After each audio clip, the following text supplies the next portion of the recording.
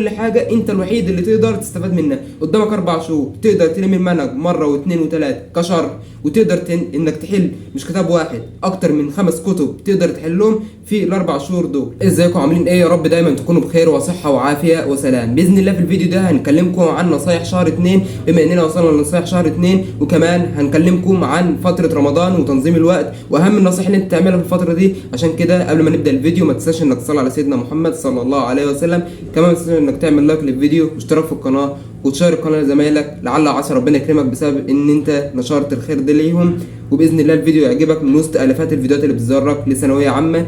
فيلا بينا نبدا الفيديو. اول حاجه كده لما نبدا الفيديو قول ورايا: الحمد لله، سبحان الله، لا اله الا الله، الله اكبر، لا حول ولا قوه الا بالله العلي العظيم. تمام. اول نصيحه هقولها لك في بدايه الفيديو: حاول انك تبعد عن زمايلك. مش تبعد عن زمايلك ان انت تتجنبهم، لا، حاول ان انت ما تعملش علاقه ان انت انا وزميلي هنقعد نذاكر مع بعض، لا كده غلط. اول حاجه كده لازم تعملها: لو زميلك طلب منك سؤال انت فاهمه اشرحه له، لا اكتر ولا اقل. انما هروح اقعد مع صاحبي اذاكر معاه، ده اكبر غلط انت بتعمله وكمان ضياع للوقت. صاحبك طلب منك حاجه انت هتعرف تقضيها له، انما لو صاحبك طلب منك حاجه انت مش هتعرف تقضيها له ما تقضيهالوش، لان انت في فتره اقسمت بالله فاضل لك 4 شهور وتخش الامتحان، ولما تخش الامتحان انت لوحدك اللي هتكون في اللجنه، ولا ابوك ولا امك ولا صاحبك ولا اي حد، انت ونفسك فقط. النصيحه رقم 2 اللي انا حابب اقدمها لك برضو في شهر 2 هي ان انت تبطل شكوى وما تشتكيش لحد، انت الوحيد اللي ادرى بنفسك. بمعنى ان انت ما تشتكيش ولا للمدرس ولا لزميلك ولا على اليوتيوب ولا على الفيس ولا اي حاجه، ولا تقعد تصيح. ليه؟ محدش يخاف على نفسك غير ابوك وامك ونفسك.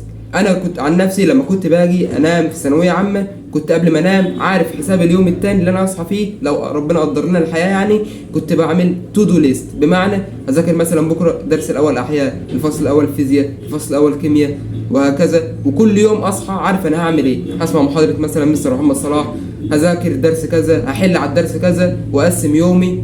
وكمان الدروس اللي كنت بنزلها في السنتر كنت بقسم يومي عشان ما اضيعش منه وقت، لان انا لو ضيعت ساعه انا ذات نفسي اللي هندم عليه. هاجي ساعه الامتحان او ساعه النتيجه ساعه الحصاد اقول يا ريتني كنت ذاكرت الساعه دي. فالنصيحه الثانيه اللي انت المفروض تعمل بيها ان انت ما تشتكيش لحد ابدا، وانت نفسك ادرى بيك. بمعنى ان انت تقعد كده ما تقعدش تقول لحد انا بمسك التليفون كتير.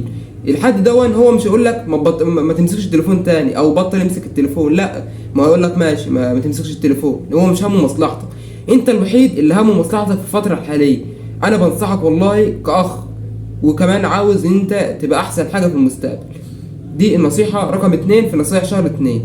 النصيحه الثالثه والنصيحه الاهم: حل رسومات كتير.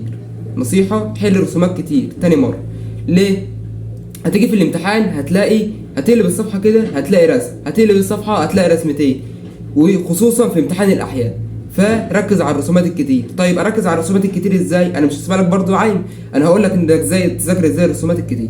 هات من اليوتيوب المدرسين وما بيحلوا رسومات، هات اكتر من كتاب. مش معاك ماديا انك تقدر تشتري اكتر من كتاب، هات الكتب دي PDF حطها على تابلت الثانويه العامه، وحاول انك تجيبهم كده وورقه فاضيه وتبدا انك تحل الرسومات دي. ما عرفتش تحلها هتلاقي اكتر من 1000 مدرس على اليوتيوب هيشرح لك الرسومات دي ويوضحها لك، وكمان بالتبسيط البسيط خالص. دون بالنسبه للرسومات. والله هتيجي على اخر السنه في الامتحانات هتلاقي رسومات كتيره جدا في امتحان الكيمياء والفيزياء والاحياء. العربي نظري والانجليزي نظري ملناش دعوه بيه، لكن الكيمياء والفيزياء والاحياء هتلاقي رسومات كتيره جدا. الامتحان الاحياء عدله عدته بكل ما تملك. ليه؟ الامتحان الاحياء طلبه كتير السنه اللي فاتت خرجت تعيط منه، والناس 10 والناس 15 والناس 20. الاول على المدرسه كان ناقص مثلا 7 درجات ولا 10 درجات. الاول على الجمهوريه كان ناقص في امتحان الاحياء رغم انه كان مقفل مواد تانية. فاعمل حسابك لامتحان الاحياء، وتعمل حسابك لامتحان الاحياء بانك تسمع حل كتير، وخصوصا الرسومات. في الفيزياء عندك الرسومات البيانيه ركز عليه، في الكيمياء ركز على الرسومات العضويه، رسومات الاجهزه بتاعه التحليل بتاعه العضويه، ركز على مسائل الباب الثاني في الكيمياء، ركز على الاجهزه في الباب الثاني في الفيزياء، ركز على كلمات الانجليزي واحفظها زي اسمك، لان الانجليزي عاوز كلمات. دي من اهم الحاجات اللي انا اقدر اقدمها لك في الفتره الحاليه. في الفتره الحاليه انت قدامك 4 شهور. الناس كتير كانت بالي على القناه: هل انا اقدر الم؟ في ناس سابقاني، في ناس كذا. قلت لك قبل كده مالكش دعوه بزمايلك، مالكش دعوه بحد، كل واحد ليه ظروفه الخاصه. في واحد ابوه موفر له مثلا الحاجات اللي هيذاكر عليه، في واحد مثلا تاني بيشتغل عشان هو يقدر يوفر الحاجات دي، في واحد ربنا ميسر له اموره وهو ذات نفسه اللي ما بيذاكرش. فانت مالكش دعوه بحد، انت ليك دعوه بنفسك، بامكانياتك اللي عندك، بكتبك، باقلامك، بكل حاجه عندك، بالمنصه اللي انت مشترك فيها، كل حاجه انت الوحيد اللي تقدر تستفاد منها. قدامك 4 شهور تقدر تلم المنهج مره واثنين وثلاثه كشرح، وتقدر انك تحل مش كتاب واحد، اكتر من 5 كتب تقدر تحلهم في ال4 شهور دول. انا عن نفسي ثانويه عامه السنه اللي فاتت في شهر 2 مش هنسى الايام دي ابدا، كان قبل رمضان، وكنا قبل رمضان جبت الكتب اللي هي بتاعت المراجعه النهائيه لما نزلت في وقتها، كانت نزلت تقريبا في شهر 3، وعرفت ان انا اول لما اجيب الكتب المراجعه النهائيه مش هحل فيها عشوائي، لازم اذاكر جدا قبلها واذاكر كمان كويس، عشان ان انا اشتريت الكتب دي بفلوس، فحل الفلوس دي في ان انا احل معظم الحاجات صح، وكمان الحاجه اللي انا اغلط فيها اقدر ان انا اعوضها. فلما انا جبت الكتب دي بدات ان انا اذاكر المنهج ده من شهر 2 لحد ما جه رمضان، ذاكرت المنهج حوالي مره، ولكن المره دي ما كانتش باتقان عشان ما اضحكش عليكم. انت لما بتذاكر المنهج للمره الاولى، النصيحه الاخويه واللي دايما بقولها على القناه، لما بتذاكر المنهج للمره الاولى بتحس ان المراجعه دي هتاخد منك مثلا وقت وبتكون صعب، تاني مره بتبدا انها تسهل، تالت مره بتبدا انها تبقى اسهل فاسهل، رابع مره وهكذا وهكذا. كل ما انت بتضغط على المنهج كل ما انت بتفهمه اكتر، وكل ما انت بتفهم جزئيات انت ما كنتش فاهمها في الاول. فنصيحه ما تذاكرش المنهج مره واحده، ذاكر المنهج مره واثنين وثلاثه، وكل ما انت بتخش على اليوتيوب تسمع شرح لمدرس وتسمع حل. والنصيحه اللي انا حبيت اقولها لك برضو، اسمع حل كتير من اليوتيوب، اسمع حل كتير من اليوتيوب، لانك لما تسمع حل كتير هتستفاد بالجزئيات وهتخش في حاجات وتعمق لمدرسين انت ما كنتش فاهمها قبل كده. فبرضو حاول ان انت تفهم حاجات كتيره من على اليوتيوب.